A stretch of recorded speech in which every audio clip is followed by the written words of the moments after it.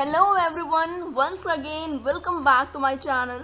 I just hope all of you are doing well. Stay inside and stay safe. I am Ritika Bajpayee and today we are going to discuss about the Consumer Protection Act. Yes, हम सभी अपनी life में कभी ना कभी consumer रहे हैं. So I am going to discuss about the rights of production, how the our government is protecting the consumers, how our rights are being protected. Let's start with the purpose. Consumer Protection Act लाने के पीछे purpose क्या था? The first one was to provide for protection of interest of consumer.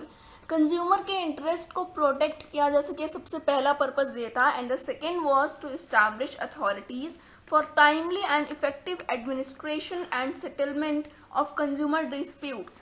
तो सबसे पहले तो consumer के इंटरेस्ट को प्रोटेक्ट करना है, बट इन केस अगर कोई भी कंज्यूमर डिस्प्यूट अराइज होता है तो कंज्यूमर डिस्प्यूट के सेटल करने के लिए अथॉरिटीज को इस्टेब्लिश करना प्रॉपर, जिससे कि इफेक्टिव एडमिनिस्ट्रेशन हो सके और इजीली कंज्यूमर डिस्प्यूट्स को सेटल किया जा सके. Consumer protection act was introduced in 1986 for the first time. सबसे पहले कंज्यूमर प्रोटेक्शन एक्ट आया था 1986 में.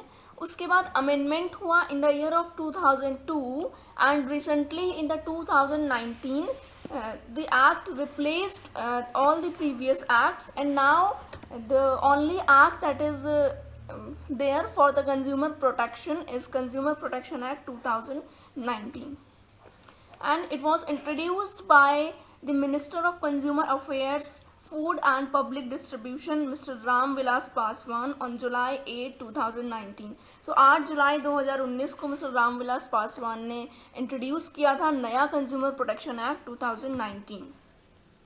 सो स्टार्ट करते हैं सेक्शन 1 से. Section 1 sub section 1 deals with the short title. So the short title of this act is Consumer Protection Act 2019 and it extends to whole of India excluding the state of Jammu and Kashmir. पूरे India पे applicable है consumer protection act, but Jammu and Kashmir में applicable नहीं है. It is applicable to whole of India excluding the state of Jammu and Kashmir. It can be asked in the exams that it is applicable in the Jammu and Kashmir of और. So the next is a very important definition that who is consumer.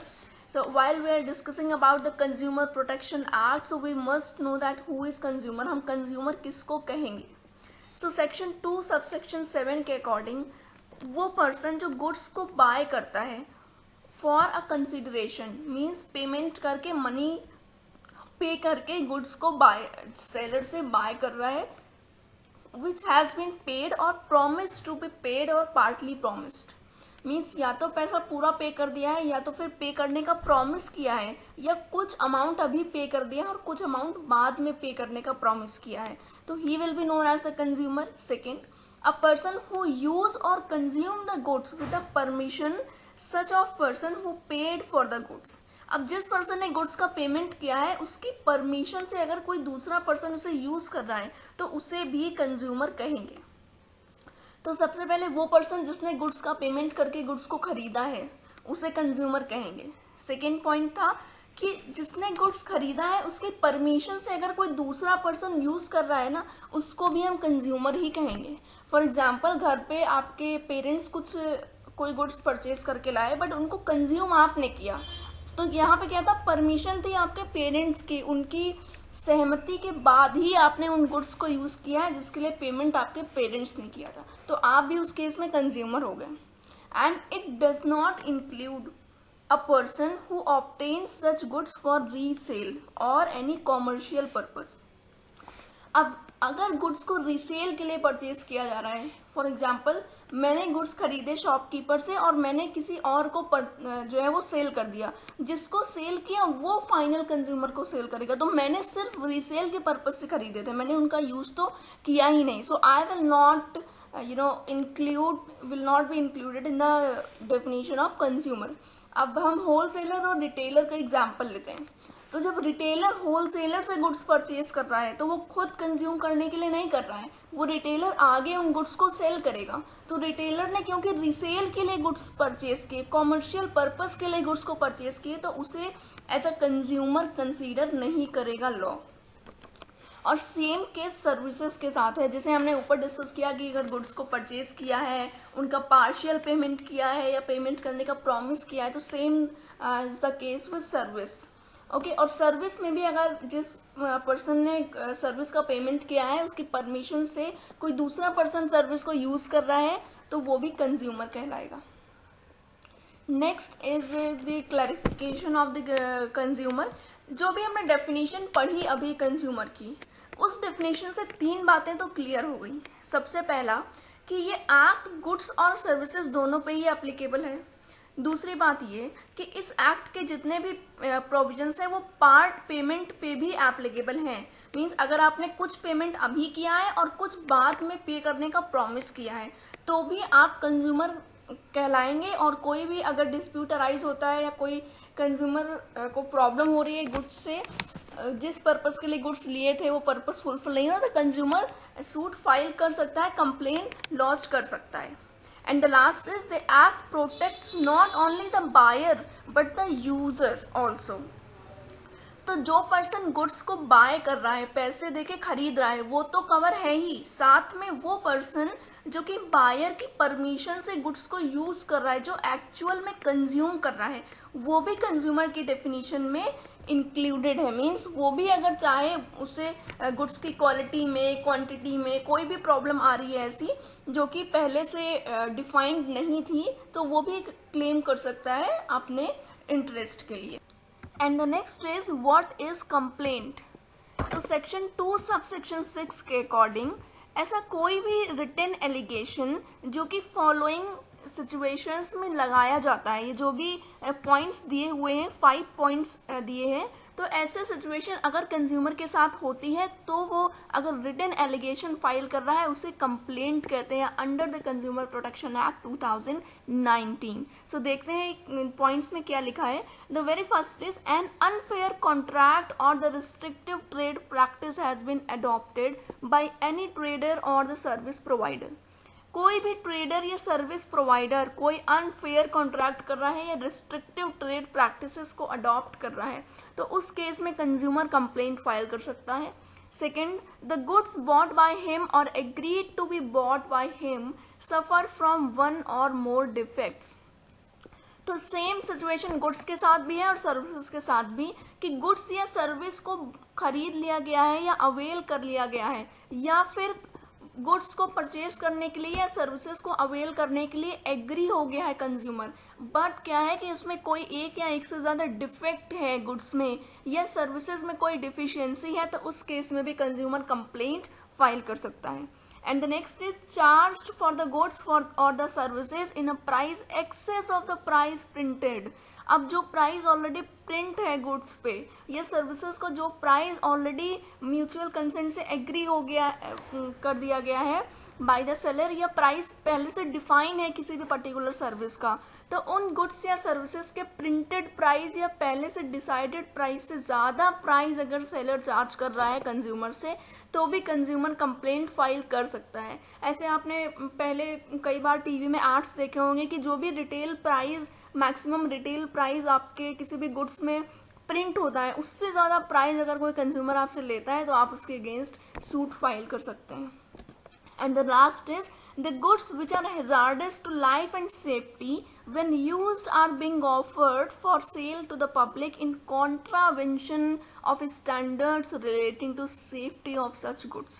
अब कोई ऐसे goods हैं जो hazards हैं या life threatening है, उनको बिना सेफ्टी स्टैंडर्ड्स यूज किए हुए ऐसे ही सेल कर दिया गया है, तो उस केस में भी कंज्यूमर कंप्लेंट फाइल कर सकता है। He can file an allegation in the writing. And the next is who can file a complaint. हमने देखा कि कंप्लेंट क्या होती है, ऐसे कौन से सर्कमस्टांसेस हैं जिसमें कंज्यूमर कंप्लेंट फाइल कर सकता है।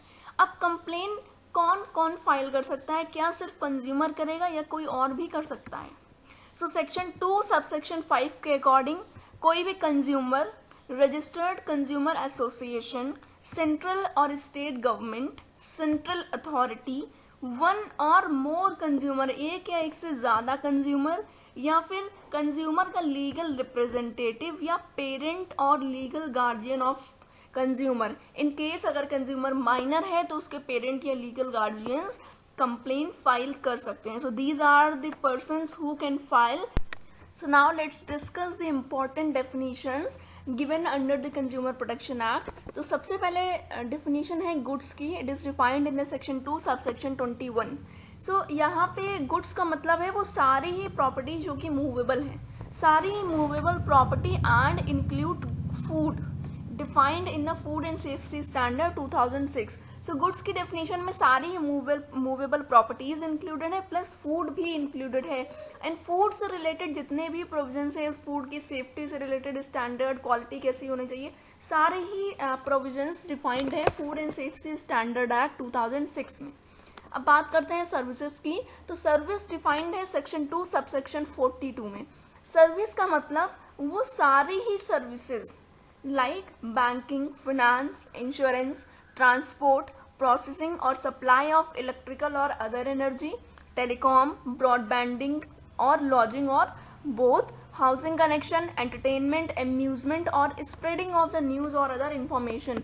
तो ये सारी ही जो सर्विसेज हैं, सारी बैंकिंग हो, ट्रांसपोर्ट हो, इन सबको ही सर्विसेज में इंक्लूड किया गया है. But it does not include the rendering of any service free of charge. अगर आप कोई भी service free of charge avail कर रहे हैं तो उसे सर्विस की डेफिनेशन में इंक्लूड नहीं किया गया है, और उसके अगेंस्ट आप कोई भी क्लेम भी फाइल नहीं कर सकते हैं. जो भी सर्विस आप फ्री ऑफ चार्ज ले रहे हैं, अगर वो अप टू द मार्क नहीं है तो आप उसके अगेंस्ट कोई भी कंप्लेन फाइल नहीं कर सकते. And same is the case with goods also. Goods या सर्विस जो भी आप ले रहे हैं, अगर आप उसका कंसिडरेशन पे कर रहे हैं तभी आप कंप्लेन फाइल कर सकते हैं. उसकी क्वालिटी, क्वांटिटी, प्राइस है, जो भी अदर एस्पेक्ट्स हैं उसके रिगार्डिंग. नेक्स्ट डेफिनेशन है कंज्यूमर डिस्प्यूट की. तो सेक्शन 2 सबसेक्शन 8 में डिफाइंड है. डिस्प्यूट कब अराइज होता है? जब कोई भी पर्सन जिसके अगेंस्ट कंप्लेंट करी गई हो वो उसको एक्सेप्ट ना करे. किसी पर्सन, किसी सेलर के अगेंस्ट अगर कंज्यूमर ने कंप्लेंट फाइल की है, कोई एलिगेशन लगा है और उस एलिगेशन को सेलर ने एक्सेप्ट करने से मना कर दिया, डिनाई कर दिया है, तो उसको क्या बोलते हैं? Consumer dispute. अब कंप्लेंट की डेफिनेशन हम डिस्कस कर चुके हैं. ठीक है, कंप्लेंट फाइल करने के बाद अगर उसको सॉर्ट आउट कर दिया गया है, कंज्यूमर की प्रॉब्लम को सॉल्व कर दिया गया, तो वो डिस्प्यूट का फॉर्म नहीं लेगी. डिस्प्यूट का फॉर्म तभी लेती है जब एलिगेशंस को सेलर एक्सेप्ट नहीं करता है. And the last is spurious goods. Section 2 subsection 43 में डिफाइंड है कि ऐसे गुड्स जिन पे एक फॉल्स क्लेम किया जाता है कि वो जेन्युइन गुड्स हैं, उनको बोलते हैं spurious goods. So next is the definition of restrictive trade practice. Section 2 subsection 41 में defined है, और इसके अकॉर्डिंग अगर कोई भी ऐसी ट्रेड प्रैक्टिस हो रही है जिसमें कि गुड्स के प्राइस, डिलीवरी की कंडीशन या फिर सप्लाई के फ्लो में कोई मैनिपुलेशन हो रहा है for the purpose of imposing unjustified cost on the consumer. ठीक है, अगर कंज्यूमर पे अनजस्टिफाइड कॉस्ट लगाने के लिए, कंज्यूमर से ज़्यादा पैसे लेने के लिए अगर सेलर ऐसे कोई भी प्रैक्टिस कर रहा है, लाइक प्राइस में मैनिपुलेशन कर दे रहा है, डिलीवरी की कंडीशन में मैनिपुलेशन कर रहा है, सप्लाई का फ्लो जो है उसको मैनिपुलेट कर रहा है, अफेक्ट कर रहा है, तो उसको बोलते हैं रिस्ट्रिक्टिव ट्रेड प्रैक्टिसेस. आप एक छोटा सा एग्जांपल लेते हैं कि अगर मार्केट में किसी कमोडिटी की का फ्लो जो रेगुलर फ्लो है उससे अगर कोई भी डिस्टर्बेंस होता है तो लोग क्या करते हैं, जैसे ही डिमांड बढ़ने वाली होती है और उनके पास जब होता है सामान, मीन्स सप्लाई करने के लिए इनफ मटेरियल है उनके पास, बट उन्हें क्योंकि पता है कि हाँ डिमांड ज़्यादा आने वाली, इसलिए वो अभी से रोक के रख लेते हैं. जो गुड्स आज 10 रुपए के मार्केट में वो बेच रहे हैं, अगर रोक के रख लेंगे और जब डिमांड और ज़्यादा बढ़ जाएगी तो उन्हीं गुड्स को वो 15 रुपए में बेच सकते हैं. तो सिर्फ 5 रुपीज़ के प्रॉफिट के लिए अनजस्टिफाइड कॉस्ट लगी कंज्यूमर पे. अब यहाँ 5 रुपीज़ की गुड्स की वैल्यू अभी भी 10 रुपए होने चाहिए, बट क्योंकि कुछ लोगों ने गुड्स की सप्लाई के फ्लो को अफेक्ट कर दिया, मैनिपुलेट कर दिया, इस वजह से गुड्स के प्राइस इंक्रीज हो गए. तो इसे बोलते हैं रिस्ट्रिक्टिव ट्रेड प्रैक्टिसेस. और इसमें इंक्लूड होता है कोई भी delay delay beyond the period agreed by a trader to supply in the goods. अब कोई भी गुड्स की सप्लाई करने का जो पीरियड डिफाइन था, अब उससे अगर आप डिले भी कर रहे हो तो वो भी आपके रिस्ट्रिक्टिव ट्रेड प्रैक्टिसेस में इंक्लूड होता है. Because delay somewhere leads to rise in the price, और प्राइस राइज होता है, सेलर को प्रॉफिट होता है, इस वजह से ये रिस्ट्रिक्टिव ट्रेड प्रैक्टिसेस लोग अप्लाई कर। सो अब हम बात करेंगे आपके राइट्स की। We are discussing the consumer protection act, so every consumer has to know his rights. So let's discuss. Section 2 subsection 9 में कंज्यूमर राइट्स डिफाइंड है। तो सबसे पहला राइट है right to be protected against the marketing of goods, products or the services which are hazard to life and property.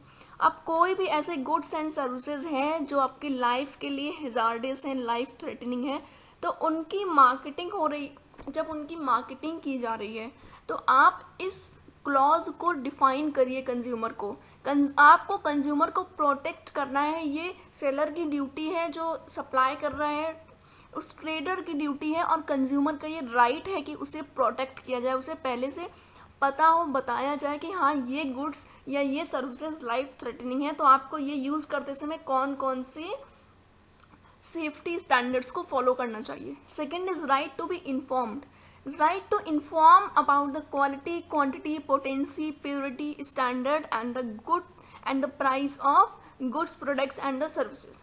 तो जो भी किसी भी गुड्स या सर्विस के या प्रोडक्ट की क्वालिटी, क्वांटिटी, ऐसे जो भी चीज़ें हैं, इसके बारे में कंज्यूमर को ऑलरेडी इन्फॉर्म करा जाना चाहिए। ये कंज्यूमर का राइट है कि कंज्यूमर को पहले से इसके बारे में इन्फॉर्म किया जाए, और अगर आप इन्फॉर्म नहीं कर रहे तो इट मीन्स आप अनफेयर ट्रेड प्रैक्टिसेस को प्रमोट कर रहे हो। Next is the right to be assured, the consumer has the right to be assured whenever possible access to a variety of the goods, products or the services at competitive prices। अब consumer को ये assurance देना कि आप जो goods खरीद रहे हो, जो गुड्स और सर्विसेज अवेल कर रहे हो, they are best in comparison of the other competitive goods. जो कंपिटिटिव प्राइस है उनमें से best price the consumer is going to pay. तो ये कंज्यूमर को एश्योर करना भी सेलर का राइट का ड्यूटी है और कंज्यूमर का राइट है। Next is the right to be heard and to be assured that the consumer's interest will receive due consideration and appropriate। So अगर कंज्यूमर का इंटरेस्ट फुलफिल नहीं हो रहा है तो कंज्यूमर को ये एश्योर करना कि उसको सुना जाएगा बाद में। ऐसा नहीं कि आपने गुड्स एक बार परचेज कर लिए तो अब सेलर की ड्यूटी खत्म हो गई। अब कंज्यूमर जिस भी इंटरेस्ट के लिए, जिस पर्पज के लिए गुड्स परचेज कर रहा है, अगर वो फुलफिल नहीं हो रहे हैं तो कंज्यूमर को सुनना इज द कंज्यूमर को सुना जाएगा, ये उसका राइट है कि वो अपनी बात कह सकता है। Next is the right to seek redressal against unfair trade practice और द रिस्ट्रिक्टिव ट्रेड प्रैक्टिसेस।